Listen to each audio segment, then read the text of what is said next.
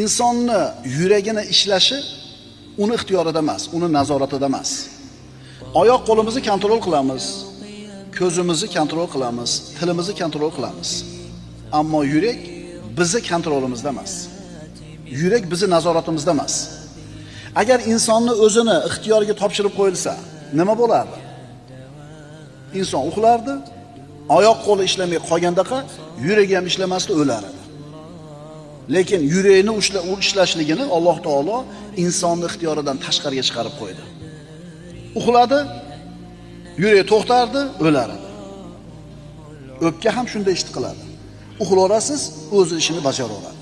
Agar yana qaytarib aytamiz, o'pkangizni ishlatishingiz ham, qo'lingizni, oyog'ingizni ishlatganda sizni kontrolingizda bo'lganida aqlingiz o'chdi, oyoq qo'l to'xtagandek, o'pka ham to'xtardi, o'lardingiz.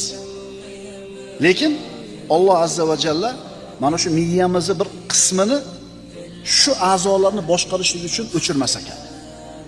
Biz ongimiz o'chadi, uxlaymiz, lekin bir qismi bizning salomatligimiz uchun ishlab turadi.